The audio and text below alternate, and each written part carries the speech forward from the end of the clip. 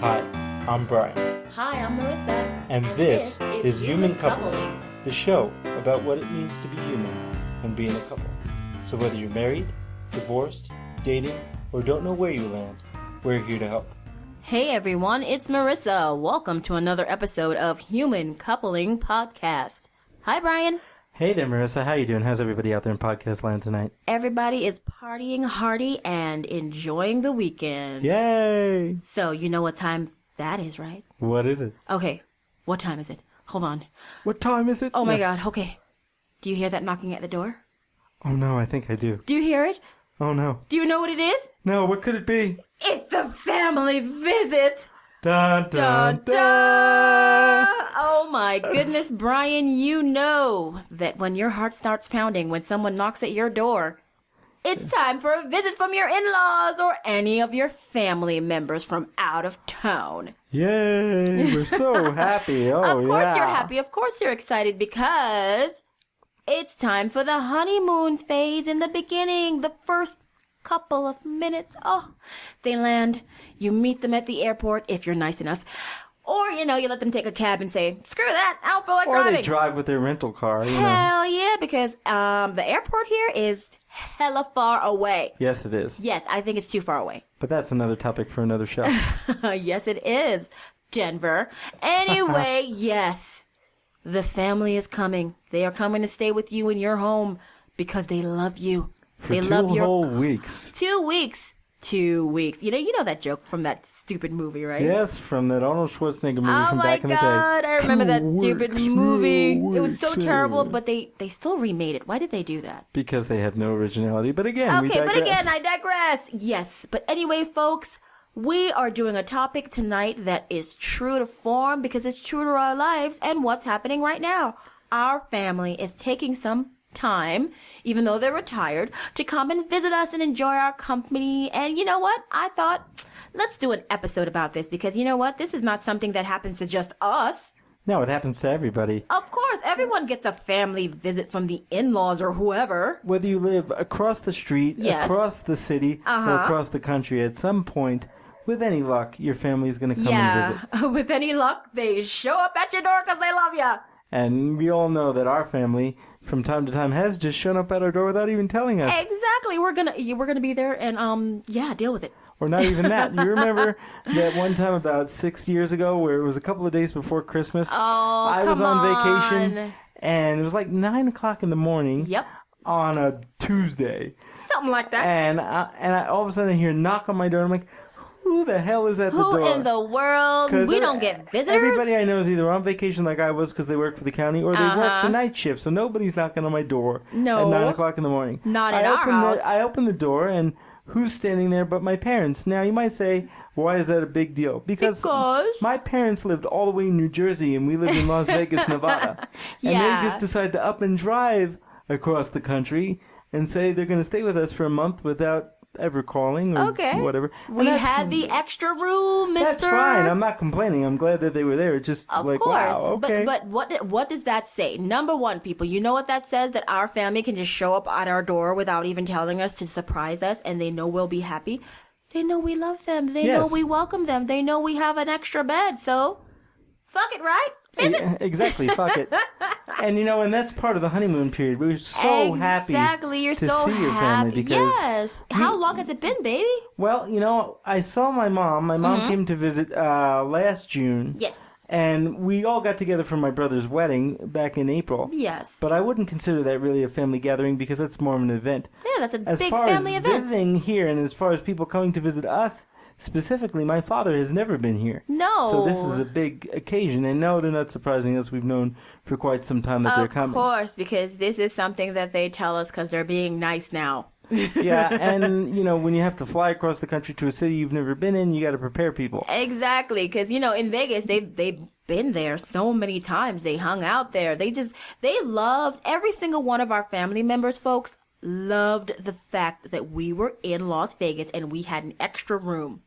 Very so you know everybody just showed up like, what are you doing, say June on like the 4th to the 15th? Yeah, because we just happen to have tickets. Yeah. Yeah, you know, if you're not busy. To be fair, your sister does show up from time to time. Oh, yeah. My sister always prepares us for her visit with the kids. He don't let him fool you. He loves it when his nieces visit. I do love it. I do love it. When I'm not his saying nieces anything visit, else. he's super happy. They only pay attention to him because it's Uncle Brian, whatever. Yeah, they love me. Rest of us are just, you know, I don't know. cold spit. I don't They're know. approaching teenagehood rather quickly, so I don't know. So they'll how probably much hate you longer after they'll a while. like me, but we'll see. Hey, you know, that's all a part But I of don't family. put up with any of the bullshit, and they find that amusing. So. Whatever. It's family. Family is in stages. You love them, you hate them, you grow to love them again. You know, it moves. So speaking of stages, we're actually going to do our show in different stages today. Yes. Different stages of the family visit. Different stages of the family visit. So, after the honeymoon period comes the mimesis. That is your assimilation. The couple and the family working together to be a group and a full unit. Because you know, when it's just you and them, it's just, you know, it's two people. It's fine. Or if you have kids, it's just you, the kid. We all know each other. We all know what each other does. We have a schedule. But this assimilation period means your schedule, no. And out that's the window. really funny in our case because we're in a different side of the country, so it's not like we see our family on a even monthly basis. We're lucky, not at all. We're lucky we see them quarterly, if that. Yeah, I know, right? You know, it's kind of hard because it's hard to travel, it's expensive, what have you. It is. And it's interesting now because I'm in a different space where I run my own business, so my schedule is flexible, but it's always moving and always changing and always doing things. And I'm a regular 9 to 5, so I have plans from 8 a.m. to 5 p.m. So it's going to be interesting to see how I'm going to manipulate around the things I'm doing for my own work while they're here. And, you know, for Marissa, it's easy because between 8 and 5, she's where she is. Exactly. But I do a lot of work at this point out of my home.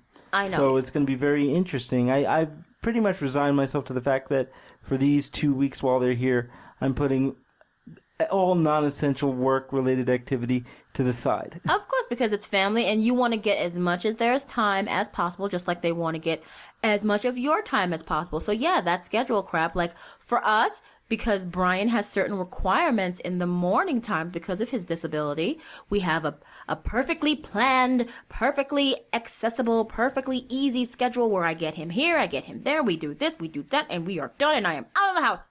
So that's going to be interrupted. Happily, we have 2 bathrooms, so that's great, but he can only use one because of the accessibility factor. So, you know, there's another factor right there.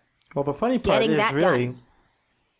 is not even that, but the fact that we're 2 hours behind the time schedule that my parents are used to. We are Mountain Standard Time. That's A, and B, we're going to be getting up at 4:30 in the morning. Yes, we get up very early because Marissa got some stuff to do because Brian has very stringent dietary requirements. Yes. Like about 5:30 in the morning, you're going to hear a big giant vroom. And that, my friends, is the juicer making fresh juice because my husband needs to drink that in the morning for his vitamins.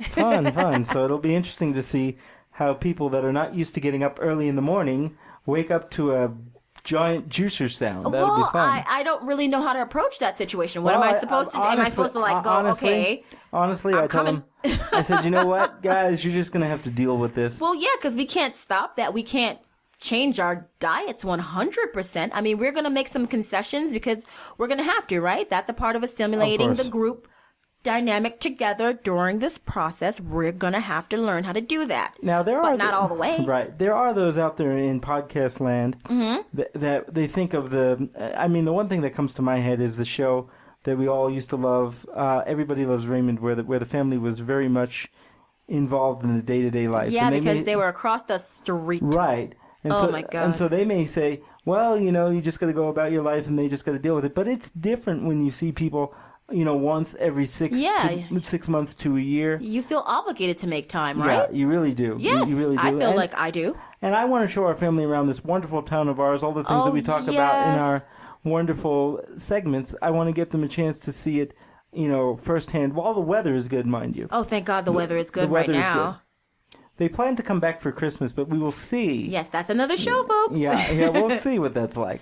Yes, we'll see what that's like. But as we said, we don't get to see them a lot, and we want to make sure that they have a great time, and we also want to make them feel welcomed in our home because we love them. It's just that sometimes you're doing your regular schedule and someone's on a vacation schedule, and it's really hard to mesh the two, right? Right. That part of the assimilation is the hardest part. You're on your regular schedule. Whoever is visiting is on their vacation schedule. So we all have to inform each other that, yes, I love you, you're here, but I got to pay these bills, right? So I got to go to this job. You know what I'm saying? Oh, yes, definitely. Yes, we have things to do. So we all, the best thing to do for this segment is respect each other and each other's time. That's the number one part about the assimilation, right? I would agree. Like in this case, if there's something that we need to do, we just tell them straight out that, we want to spend all our time with you, but there's certain obligations that we have and we have to take care of those, and then exactly. we will do whatever. And my family who's coming to visit, they're used to that because my brother and his wife have a very crazy schedule. And they go visit them from time to time, so they're kind of used to it. Yeah, we're all used to just trying to work things out because that's what you do for family, work it out, right? Exactly. Okay, so you want to move on to the next stage right now. Yes, I was about to say, what's the next stage in our little evolution here, Marissa? Evolution. I love how you call it evolution. The next stage in evolution. Well, it's the actual stages of the visit. As the visit progresses, we go from happy to, all right, we've been going hard because you stay up longer than you normally do, or we've been going out everywhere every single night. I haven't had a break. I am tired. I am changing my entire diet, so I am not in the best of moods. I'm sluggish. Things are happening too fast, and I just want to lay down, but you only have a limited amount of time, so what do I do here? What do we do during the progression when it's almost the middle and it's coming towards the end? How do we make this work, Brian? Come on. Well, I think the interesting thing is really not going to be with us because we're young and spry and we are very health conscious. But for example, my parents are older. Yes. And particularly my father is older and his health isn't the greatest.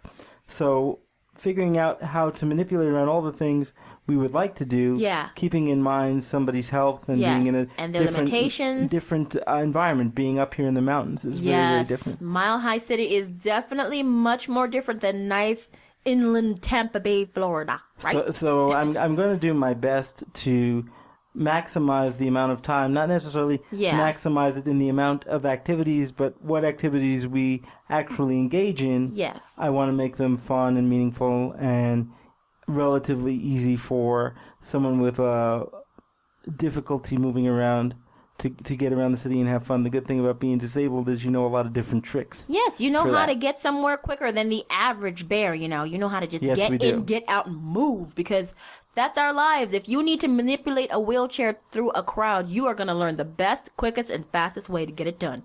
And she's getting better at that, folks, may I say. Hey, it's been a couple of years. She's learned, because when I go by myself, I can zip in and out of crowds like you wouldn't believe, and I have to do that for a couple of reasons. One is, I don't want people to walk into me because I don't exist. Exactly. And two is, I don't want to be a victim, so I just move quickly. Yeah, it's a city. It's a city, and you have to move fast in a city because there are a lot of people. It's not a small town. I want to believe that Denver is still a small town. It's a smaller town, but it's a smaller town, but it's still moving fast right now. It's going a lot. It's the biggest city in this part of the country. I think the next biggest one is maybe Minneapolis. I don't know. I'm not geographically well versed. Yeah, I said somebody that told me, but I can't remember. But we are the biggest city for quite some time. Yeah, we party like rock stars up in this. Anyway, as we move towards another stage now. What's that? Well, that is, I don't know how to put this because, okay, the easiest way to say it is, why is it so hard for the couple to share its time and space with anyone, no matter who it is? Why is that part of a visit so hard? That's always interesting. And, when you and I have had different incarnations of that. Yeah. We even had a time here where we had a friend of ours staying with us for a while who was trying it out. It didn't work out for her, but she was here for a while. Mm-hmm. And we had to manipulate around that. And you say to yourself, why is it so hard? Well, you can be goofy and say, well, how the hell am I going to walk around naked and do what I want to do when I have other people around? Okay, put that in there. But honestly, the reason why I said that is because it's an extreme example of the situation. So when you don't have any children, or even when you do have children, your children understand what the deal is. But when you don't have any children like Marissa and myself, all we have to really worry about 99.9% of the time is us. And even though we have a lot of good friends and we go out and do a lot of things, at the end of the day, we come back to our home, shut the door, and it's just us. Just nice and quiet. And all we have to do is manipulate around our needs. When other people come into the fray, we have to then enlarge the ecosystem and figure out how to manipulate around each other. Yeah, it's weird, right? Because, you just have to think about others. And I don't want to say this, but couples are freaking selfish because we are super... Oh, we really are. It's just like, think about it. When you get a new boyfriend or a new girlfriend or whatever the hell, you just tend to spend all your time possible with this person, and you become just engulfed in their life and you're meshing and you're melding, and you don't even return phone calls. People are calling you like, dog, what's up? How come you have not called me back? And all these nah, man, it's okay. I met this new girl. I'm trying to get all her time. She's trying to get all my time. True. So you become a selfish person in a relationship because you don't want to share them. I know. I don't like to share him. May I say, we live so far away from our family. We do, that we depend on each other only. That it doesn't even enter into our consciousness. She even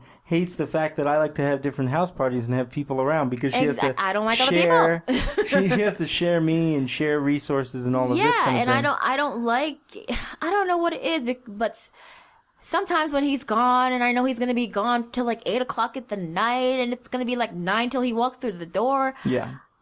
I find myself getting nervous. I find myself stressing out. I find myself like being just antsy until he opens the door. Like, it freaks me out. Sometimes she'll even text me or call me and say, why didn't you answer? And I was like, I was in the middle of a meeting. I know that consciously, not even subconsciously, consciously, I know what he's doing. I know where he is because we are very open and vocal about what we do, so as to make sure that we inform each other of what's going on, because we don't want any inconsistencies. We don't want to be like, hey, where the hell is he?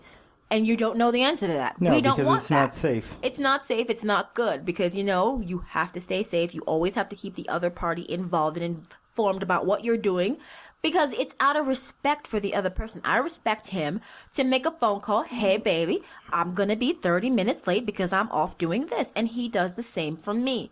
That's mutual understanding. It's not crazy to do that. Some people think, isn't it a little weird that I got to tell him where I am every 5 seconds? Well, yeah, but that's another topic for another time. Yeah, that's another topic, because if you feel that that's weird, reevaluate your relationship, please. But but we're so used to being a couple and being together. Yes, and having each other. So when you bring somebody else into it, it's interesting. And conversely, my parents now, my brother and I are grown men and have been out of their homes for many years. I know, lucky you. And so... they only have each other, generally speaking. Yeah, so they have to make adjustments too. They're going to have to do the same thing, only in some ways it's a little bit more difficult, because not only are they manipulating in somebody else's environment and having to deal with other people. Folks, we are vegetarians. I did not grow up as a vegetarian. They are not vegetarians. We are super healthy vegetarian people. Oh, yeah, and it's going to be difficult because, you can't really put vegetarians and meat eaters in the same household for a very long time. It's going to be hard, especially when it comes to dinner. Dinner time, or any time where you have to sit together and eat in the household. The problem here is the smell of meat currently, after a year of being vegetarians in our house, in our very close vicinity. Oh my God, I don't want that kind of a stomach ache. I don't know what to do. No. And I don't have the utensils. I don't have the pots, the pans. I don't have anything that will accommodate that diet right now. But bless our family. They are willing to be vegetarians for the time that they are here. I promised myself that I would make all the fun foods that I possibly know, and I'm going to learn some new ones. Recently, I just learned how to make curry tofu. That's going to be a fun one for them. Tofu. Shut up. You loved it. I did. You loved it. I made him curry tofu and jasmine rice, and he freaking loved it. Oh, it was great. It was absolutely phenomenal. It was, and it was a new recipe, and I'm trying to find fun things that are kind of the same as regular But we all know it's tofu and it's not chicken or something. Come on, it kind of tastes like eggs if you wanted. Yeah, tofu kind of tastes like eggs to me, but it manipulates the taste of whatever spices you put in it. So curry was a good choice. And it's good to do things like that to help people assimilate. It is, to help people assimilate. And, yes. As we're coming toward the last section of our show here, we should go into the final segment of the family visit, wouldn't you say, Marissa? Okay, and what would that be, Brian? And that is the end of the trip and the goodbye portion. I hate that part. I hate that. I hate that part. I miss my family so much. Even every though I talk to my parents multiple times a week. Yeah, because you're a good kid. Every other day or so. Well, they enjoy hearing from me, I know, and I they pick up the phone. I catch up with them and make sure that they're okay. Yeah. And, when they leave, it's very, very sad because it is sad. You think to yourself, oh my God, we're going to have to be separated. We're going to have to use Skype again. We're going to have to be on the phone, which is all great stuff, but it's not the same. Yeah, but thank God for Skype, The only thing that makes me feel better is I know they have plans to come back in a couple of months again. Yes. And so I can deal with that. But it's very, very difficult. So it is. You have to balance, oh my God, I'm so fucking pissed off that these motherfuckers are in my place. And then you're like, oh, I don't want them to leave. You feel like a 5-year-old kid crying because mommy left you. Because you have to go. You know what I think it is? It's just the compact emotions. The compact emotional roller coaster that you go through during this visitation period. It's hard, man. You're shoving a lot within 2 weeks, a month, or most people don't get a month. Most people get like a week. Don't even get 2 weeks. A couple of days. Yeah, you're shoving all these emotional hang-ups and craziness, and it's hard. It's hard, but I don't even know what to say. I'll have to say that I'm more used to it than probably a lot of people. It still hurts my feelings. We've lived so far away for so long. Yeah, I know. And that really sucks. It does suck. But I think the worst ones, and you're gonna say yes. The worst ones is when my nieces visit and we have to say goodbye as they grew up and they kept visiting us and growing up, and you see them again and they're a little bit older and you're like, who the hell are you? And they're like, who the hell are you? And it's, oh my God, and you have to say bye, and I can just see it breaking their heart. Yeah, I mean, I think they're used to it now. Yeah, they're used to it, but they still hate it. Tough. It's very tough to break away because we don't have children yet, so we don't have, they're like our pseudo children, even if it's only once every year or once every 2 years. But the saying goodbye part is really so hard because you see them again and they look so different and they grow up, and I feel, you just feel like you miss so many parts of your family's life when you live far away. Yeah, and the interesting thing with my family is my parents are older, and sometimes when I see them, I really notice their age, and it doesn't bother me, but it bothers me. Yeah, it freaks you out a little. I feel like I'm missing so much, although I don't feel like I miss too much because, like I said, I talk to them every day, every other day. Yeah. But it's still, it's different because you're not physically in the room. No, you're not. Talking on the phone, it helps, but it's not being in person. No. I know. See, this part's sad. The end of the trip is sad. We don't want to, as we're getting here toward the last few minutes of the show, I really don't want to end it on a downer, though. I know. Don't be the Debbie Downer. Okay. Okay. The best thing to do with the family visit, especially in the parts when it's coming to an end, is just to make sure you remember that you're going to see them again. Remember the fun, crazy, stupid things that you did while you were together. Know that this is a memory that you can keep forever. That's what I want everyone to remember. Don't take it this way. Be happy. Also, the other thing I got to say, it's perfectly normal to want to bash them in the head with a baseball bat. No. After a while when they're in your space and they leave the toothpaste, cap off. And, I don't care. Just get over that. I'm not saying to do it. I'm just saying don't feel like you're a sick, twisted weirdo because that's what you want to do. No, everyone feels weird when people are around them that don't actually live with them. At one point, we live with our parents, with Brian's parents, and it was weird then too. Yeah, because once you're an adult, you can't do that again. Exactly. You can't go you have to cohabitate. It's different if it's a decision that, for some reason, one or the other has to go and live with you, and that's something you have to deal with. But if it's a situation that's thrust upon you like what happened to us, it's something completely different. Yeah, but it still had the stages of it's going to start, it's going to have a middle, and it's going to come towards the end because that's how things like that are. It just has a progression, and those Our friends out there are the stages of the family visit, and we hope that you remember that no matter what, it was worth every minute, right? Oh, definitely. And that's why we want to take some time and talk about it. And I'm hoping that maybe one of these days, I don't know when that'll be, we will have my family on as guests on this show, because that would be fun. My parents have been together for a very long time, and I think they would have a lot to share for the Human Coupling Podcast. But with regard to the in-laws visit, or the family visit, that's all I personally have to say on the subject. Me too. So bye-bye now. Hey out there in podcast land, it's Brian from The Couple. Do you want more of the laughter, love, and hijinks that is the Human Coupling Podcast? If so, like us on Facebook, friend us on Facebook, subscribe to our YouTube channel, follow us on Twitter, follow us on SoundCloud, follow us on Google+. Would you like to let us know how we're doing, or let us know how you're doing? Or do you have an idea for a show topic? If so, send us an email at humancoupling@gmail.com. Hope to hear from you soon. Bye-bye now.